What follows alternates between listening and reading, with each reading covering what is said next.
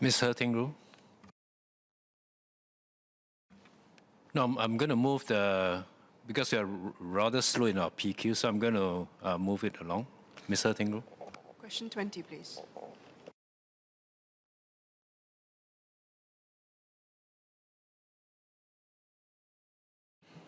Mr. Speaker, may I have your permission to answer PQs 20 and 21 today? Please proceed. On today's orders paper? Please proceed. Cars registered under categories A and B of the Certificate of Entitlement or COE are only allowed to apply for transfer of vehicle ownership 3 months after the date of registration. If cars are transferred between 4 and 6 months from the date of registration, an additional levy or AL would be payable if the quota premium QP of the corresponding COE category at the point of transfer is higher than the original QP paid upon successful bidding for the COE. The AL is part of a suite of measures to discourage COE speculation, which also includes requiring a bid deposit and disallowing the transfer of temporary COEs for categories A and B vehicles. Over the last 5 years, the Land Transport Authority, LTA, received on average 3 requests annually to waive the AL payable by the vehicle's owners. Over the same period, only 1 request to transfer car ownership from a deceased person to the executor of the deceased estate was acceded to.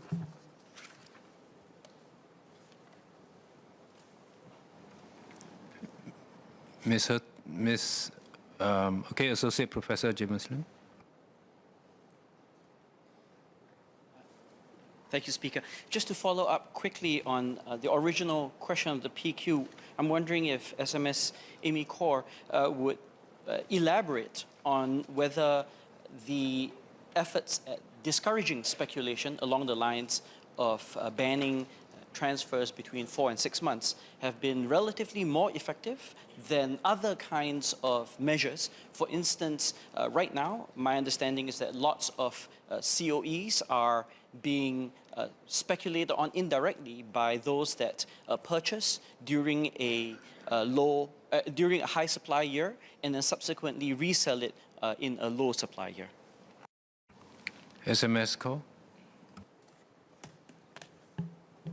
First, let me clarify that for vehicle transfers within 4 to 6 months of registration, it is not a ban on transfer. You just need to pay an additional levy.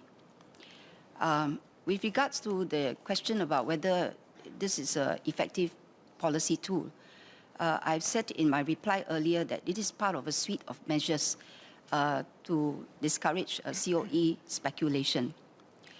By way of explanation, let me also say that actually this policy to discourage double transfer was first implemented in 1995. And that is really to discourage double transfer, whereby you may bypass, through this means, the non-transfer TCOE policy of Cat A and Cat B vehicles. And there was public sentiments that double transfer would have resulted in higher COE prices. So there was measures put in for first 3 months. You are not allowed to transfer for Cat A and Cat B vehicles. And then subsequently, the next 3 months, you can transfer, but you will need to pay an AL only if what you paid is actually lower than the QP at the point of transfer. Otherwise, there will not be any AL. Now, if you look at the numbers, I've said that over the last 5 years, we received on average about 3 appeals for a waiver of AL. So it's a handful of appeals. Over the same period, the proportion of vehicles that are Cat A and Cat B vehicles that are transferred within 4 to 6 months as a proportion of the total Cat A and Cat B vehicles registered is also very low, about 0.3%. So I think these numbers do suggest that this policy tool remains relevant and useful as part of this suite of measures to counter COE speculation. Ms. Hertingru. Thank you, Mr. Speaker. Thank you, SMS, for the reply, and thank you as well for sharing with us some of the reasons, about. I think when you mentioned that one of the approvals for waiver was given because of a deceased person, I'm just also wondering, is it possible that LTA would consider cases where there's a very sudden, unexpected, and catastrophic, something like a permanent disability to the car owner or within the family, whether or not that would also qualify for a waiver of the AL, just because, sometimes, we don't plan it, especially when we are in a kind of like relatively young age. But, of course, the additional waiver can be quite a significant burden on this household, which is already struggling and dealing with, having to deal with this permanent disability or, long-term illness. Thank you. SMS Khor. I thank the member for her question, and let me say that I do sympathize with such families. As I've said, this is part of a suite of policy tools to discourage double transfer COE speculation. So for this to remain useful and relevant, the conditions or the circumstances under which waiver of AL can be given would necessarily need to be stringent and limited in terms of circumstances. But having said that, as I've earlier clarified, the AL policy just means that if you want to transfer within 4 to 6 months, you have to pay an AL. It's not that you cannot transfer. And actually, for vehicle owners who wish to transfer within the 4 to 6 months and not wait thereafter, because of various circumstances, they can actually sell it to dealers, motor car dealers, registered with LTA, what we call the electronic service agents, whereby they will not need to bear the AL.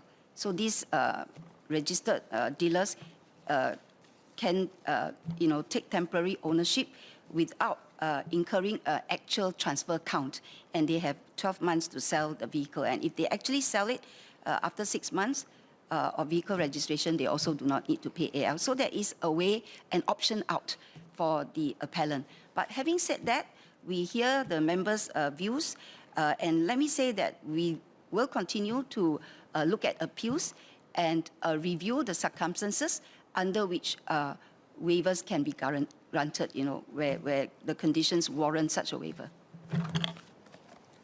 Mr. Tengru. Thank you, Mr. Speaker. I just want to ask one last clarification from the SMS. I thank the SMS for sharing with us. Obviously this kind of way out that is granted or available. This option is available to these families who find themselves in very trying circumstances, obviously with zero intention of speculating in COE or any financial gain. I'm just wondering whether or not, in terms of about the awareness of this scheme, is this something that LTA actually tells, people who ask for this? Just because I just don't think that many people out there are aware that this is possible. Thank you. SMS Khor. So I am also aware that the member has actually an appeal case on this, and indeed we have actually told the appellant that there is this route that she could take, by transferring to the registered motor car dealer. But we do have some 2,000 of these registered motor car dealers, and our advice usually would be that you should approach Case Trust SVTA accredited dealers for such an option. Most of them would be registered. Okay, final SQ, Associate Professor James Lim. Thank you, Mr. Speaker. Just a quick clarification. I'm wondering if the SMS will clarify that indeed the ministry's assessment of the efficacy of this particular additional levy scheme in discouraging speculation is based on the low number of transactions from which this particular that is being transacted as a result of this scheme. SMS Khor. Let me say that it is it's part of a suite of measures. So basically, you really cannot strip out one from the other. But having said that, the low numbers is an indication, is a suggestion that it remains useful and relevant. But we continue to monitor, the various policies we have to counter COE speculation.